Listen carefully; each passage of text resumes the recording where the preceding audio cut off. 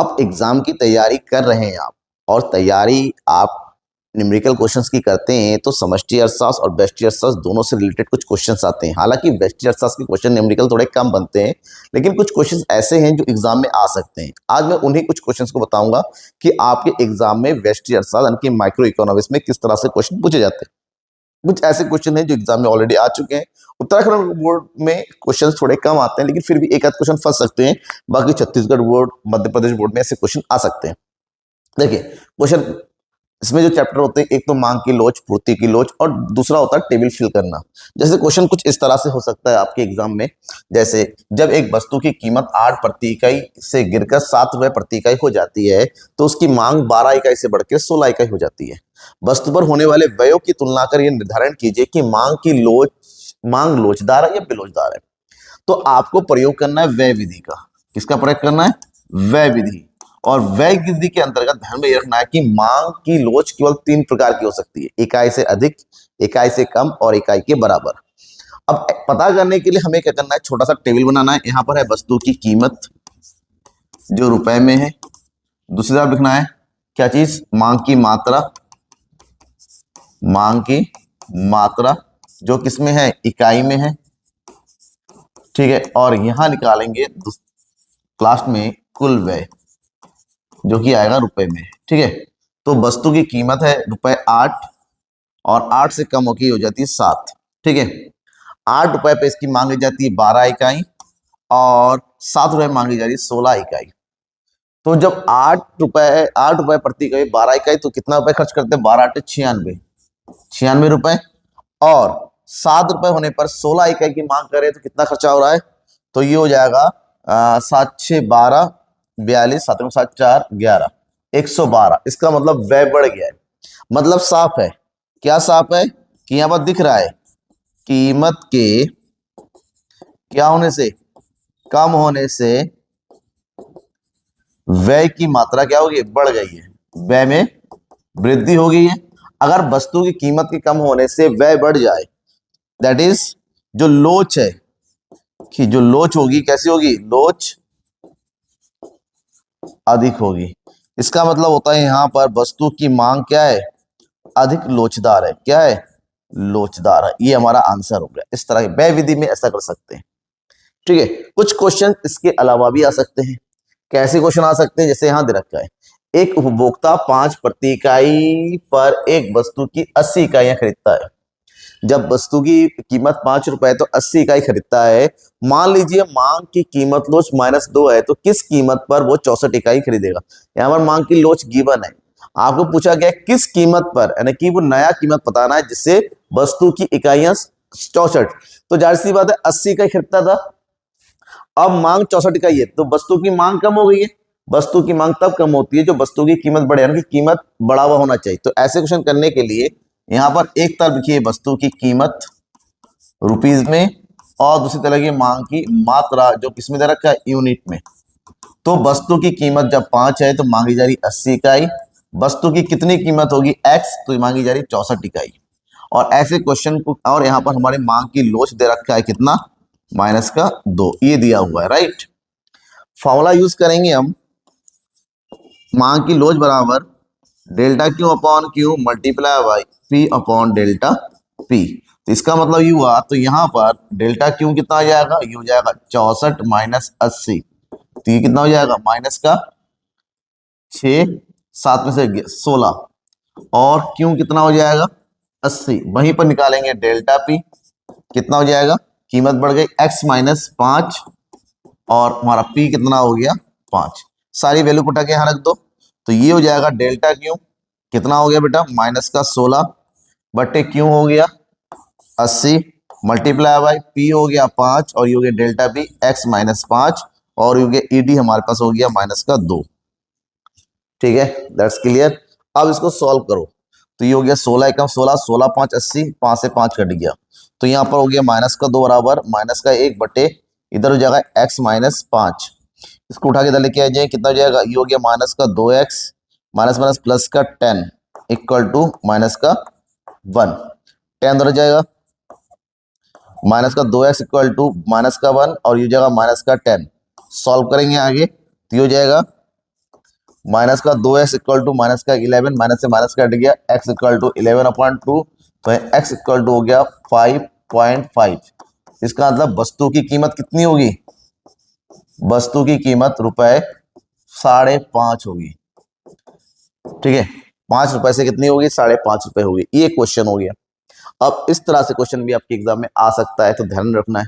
अब उसके बाद जो उत्तराखंड बोर्ड के स्टूडेंट कहते हैं हमारे यहाँ पर ऐसे क्वेश्चन आते हैं तो कम आते हैं। अब उत्तराखंड बोर्ड में जो क्वेश्चन इस टाइप में आते हैं 3 नंबर में, बेसिकली 3 या कभी कभी 4 नंबर में, और बाकी बोर्ड में तो आता ही आता है, तो ध्यान रखना। हाँ, बिहार बोर्ड में और यूपी बोर्ड में न्यूमेरिकल क्वेश्चन नहीं आते, अगर कोई ऐसा है तो। निम्नलिखित तालिका से औसत उत्पादन और सीमांत उत्पादन की गणना कीजिए।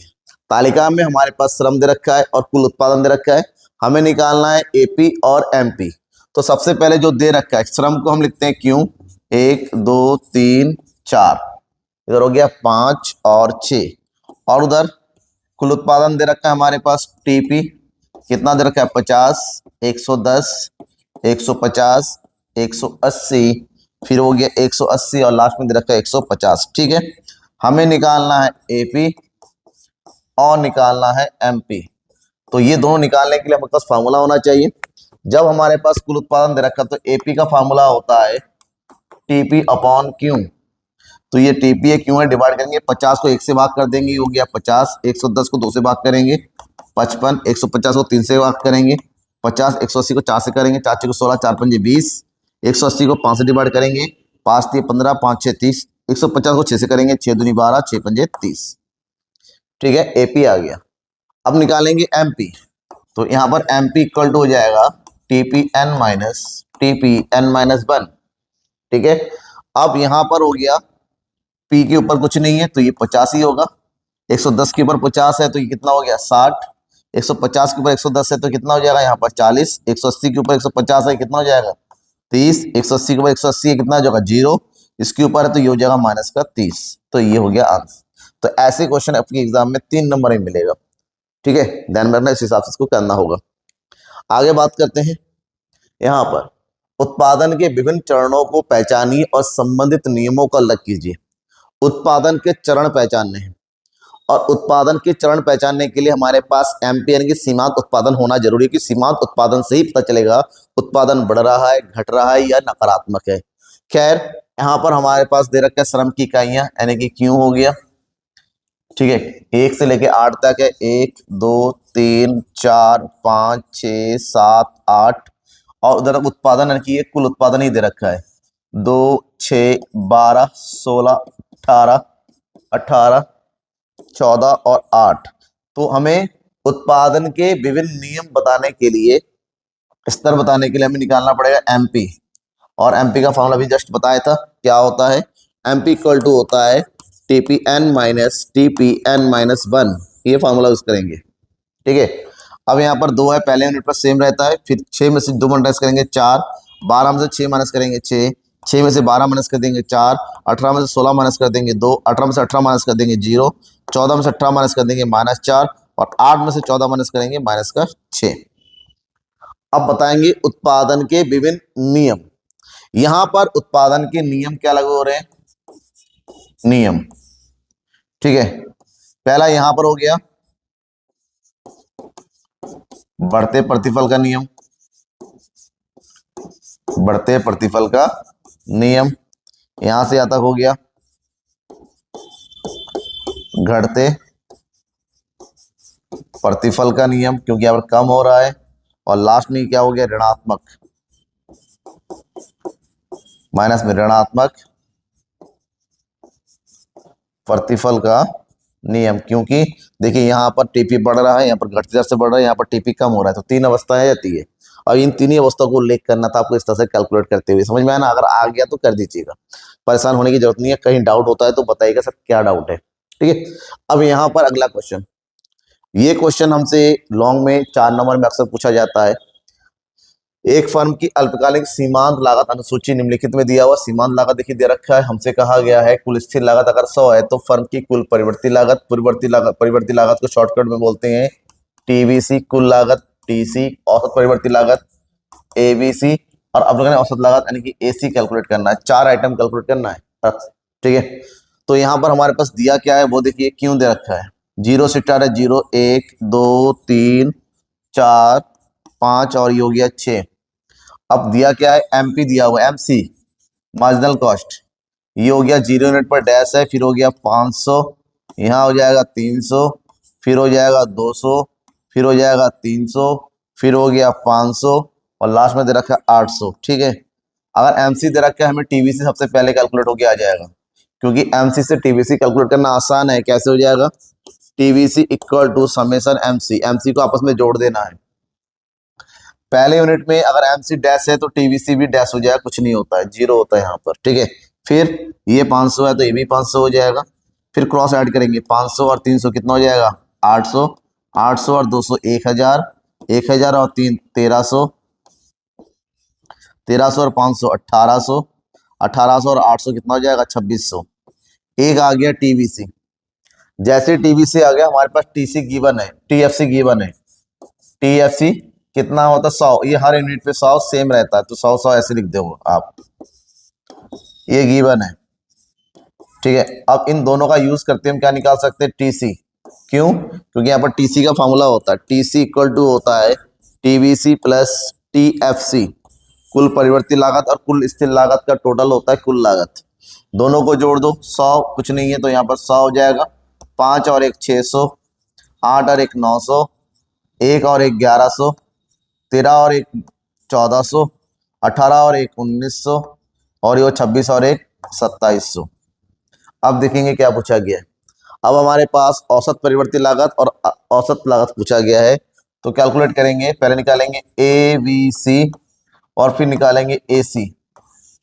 एबीसी का फॉर्मूला होता है एबीसी इक्वल टू होता है टीबीसी डिवाइडेड बाय क्यू और एसी इक्वल टू होता है टीसी डिवाइडेड बाय क्यू। दो फार्मूला यूज करना है, दो आइटम कैलकुलेट करने के लिए। पहले हम निकालते हैं एबीसी, ये टीबीसी है, ये क्यू है। पहले कुछ नहीं है तो यहाँ जीरो कर डैश कर दो, कोई दिक्कत नहीं है।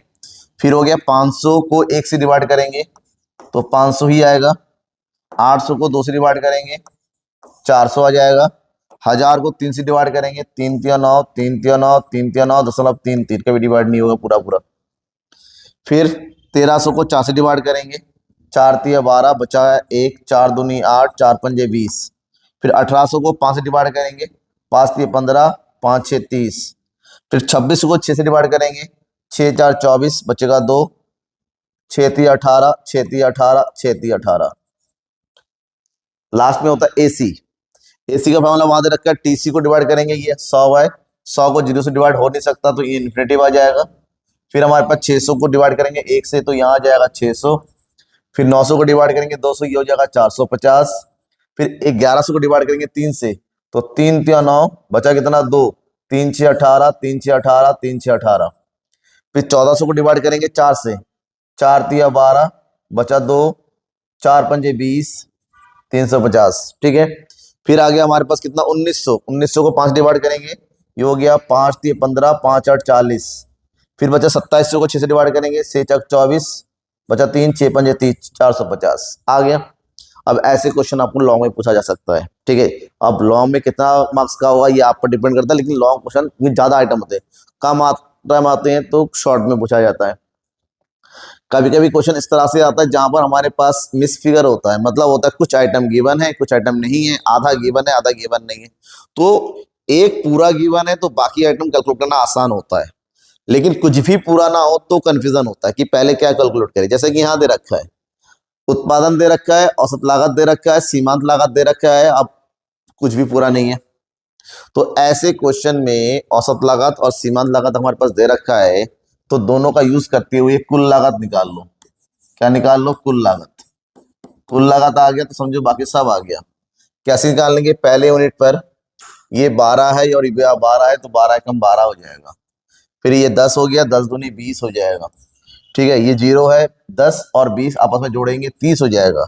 ये हो गया 14, 4 पंजे 20, 4 40 और 2 42। फिर 11 पंजे 55 और लास्ट में 17 ऐड कर देंगे, 7 5 12, 6 और 1 7। कुल लागत, जैसे ही कुल लागत हो गया ये सब कैलकुलेट कर लो।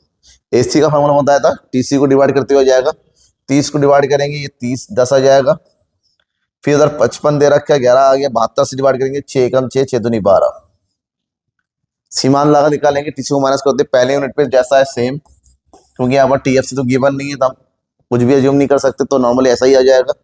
फिर हो जाएगा ये 20, 20 से 12 गया 8, 30 से 20 गया 10, 42 से 30 गया कितना बचेगा 12, ठीक है। 55 से 42 गया कितना बचेगा 13, और 72 से 55 गया 17, आ गया। अब ऐसे क्वेश्चन आ सकते हैं, ठीक है, इनकम्प्लीट वाले। और इम्प्लीट कंप्लीट को कंप्लीट करने में थोड़ी सी कंफ्यूजन होती है। अब क्वेश्चन हमारा इससे भी आ सकता है, सीमांत आगम से भी। यहाँ पर भी इनकम्प्लीट फिगर वाला होता है। देखिए यहाँ पर कीमत दे रखा है खाली, सीमांत आगम दे रखा है, कुल आगम दे रखा है, अब कुछ भी कंप्लीट नहीं है। तो सीमांत आगम दे रखा है तो उसको निकालने के लिए ये 16 है, ये 24 है। इसका मतलब होता है 24 में से 16 माइनस कर देंगे तो यहाँ पर कितना आ जाएगा 8, ठीक है। तो कुल आगम कितना हो जाएगा यहाँ पर, एक मिनट थोड़ा सा, पहले यूनिट पर सीमांत आगम कुल आगम सब बराबर होता है, तो यहाँ पर हो जाएगा 16, ठीक है। अगर ये 16 है, ये सीमांत आगम है, कुल कीमत बाद में निकाल लेंगे। अगले वाले में 6 दे रखा है और ये 24 है, तो 24 और 6 जोड़ देंगे तो ये हो गया 30। अब ये 28 और कम हो रहा है, तो जाहिर सी बात है यहाँ कम हो रहा है तो माइनस का होगा। ये 24 में से 16 माइनस कर देंगे तो यहाँ हो जाएगा 8। कुल आगम दे रखा है, कुल आगम से हमें कीमत निकालना है, तो ये हो जाएगा TR डिवाइडेड बाई Q। 1 से डिवाइड करेंगे ये 16 ही आ जाएगा, ये निकालने के 30 को 3 से डिवाइड करेंगे ये 10 आ जाएगा, ठीक है। और ये कंप्लीट हो गया। इस तरह से फॉर्मूला याद होना चाहिए, लिंक याद होना चाहिए, तो ऑटोमेटिक ये क्वेश्चन आपके लिए इजी हो जाएगा। अब क्वेश्चन है यहाँ पर, निम्न तालिका से औसत आगम और सीमांत आगम निकालिए। हमारे पास कुल आगम दे रखा है, श्रम दे रखा है 1 2, श्रम मतलब यहाँ पर ये उत्पादन हो गया, उत्पादन की मात्रा क्यों 1 2 3 4, और ये हो गया हमारे पास कुल आगम TR 14 24 24, और ये हो गया 16। हमें निकालना है औसत आगम AR, और यहाँ पर हो जाएगा हमारे पास MR, ठीक है। AR निकालने का फॉर्मूला क्या होता है, AR इक्वल टू होता है TR डिवाइडेड बाई Q। ये क्यों है, डिवाइड करो, 14 से डिवाइड करेंगे 1 तो ये हो जाएगा 14, 24 को 2 से यानी कि हो जाएगा 12 दूनी 24, 24 को 3 से 8, 16 को 4 से 4। अब MR निकालेंगे, फॉर्मूला क्या होता है, MR equal to TRN minus 1, right. 14 के ऊपर कुछ नहीं है तो 14 ही आ जाएगा, 24 के ऊपर 14 है तो ये हो जाएगा 10, 24 के ऊपर 24 है 0, 16 के ऊपर 24 है ये हो गया माइनस का 8, हाँ ठीक है, ये हो गया। फिर देखिए ऐसा क्वेश्चन होता है एग्जाम में। अब एक क्वेश्चन और है जो आपको तैयार करना है, वो है पूर्ति वाले चैप्टर से। अब ये क्वेश्चन कैसे होने वाला है, कुछ ऐसा, किसी वस्तु की 12 प्रति इकाई कीमत पर 500 इकाइयों की पूर्ति होती है, कीमत बढ़ के 15 हो जाए तो पूर्ति बढ़ के 650। लॉ ऑफ सप्लाई है, वस्तु की कीमत बढ़ने पर वस्तु की पूर्ति बढ़ती है। तो यहाँ पर पूछा गया पूर्ति की कीमत लोच निकालिए। इसके लिए एक तरफ लिखेंगे वस्तु की कीमत यहाँ पर, और लिखेंगे दूसरा पूर्ति की मात्रा, पूर्ति की मात्रा। ये हो गया हमारा 21वें इकाई में। कीमत है कितना 12 रुपए, तो पूर्ति हो रही है 500 इकाइयों की, कीमत बढ़ के होगी 15 तो पूर्ति हो रही है कितनी 650 इकाइयों की। हमें निकालना है पूर्ति की लोच, और फॉर्मूला अप्लाई करेंगे ये वाला, delta Q upon Q multiply by P upon delta P, ठीक है। अब ऐसा है तो डेल्टा Q कितना होगा 650 माइनस 500, तो ये होगा इस कितना हो गया 650 माइनस 500 डिवाइडेड बाय कितना 500 मल्टीप्लाई बाय P कितना हो गया 12, और डेल्टा P कितना हो गया 15 माइनस 12, ठीक है। अब देखिए वैल्यू निकालेंगे, ये हो जाएगा 150 अपॉन 500 मल्टीप्लाई बाय 12 अपॉन 3, ये हो गया 3 4 12, जीरो से जीरो कट गया, 3 3 9, 5 3 15, 5 10, कितना हो जाएगा यहाँ पर ये ES इक्वल टू 3 4 12 और इधर हो गया 10, तो that is ES equal to हो गया 1.2, यानी कि लोच 1 से ज्यादा है, अधिक लोचदार पूर्ति है। समझ में आ गया। ये क्वेश्चन इस तरह से आपके एग्जाम में आ सकता है, आपको तैयार करना है, आपको तैयार रहना है कि एग्जाम में कुछ भी आ गया आप कर देंगे। नेक्स्ट वीडियो में बताएंगे पूरे बुक से कौन कौन से इंपॉर्टेंट क्वेश्चन बन सकते हैं, टॉप 10, टॉप 15, टॉप 20, सब मैं बताऊंगा, बारी बारी से आता रहेगा, बस आपको मेरे साथ बने रहना है। इसी तरह से थैंक यू एंड बाय।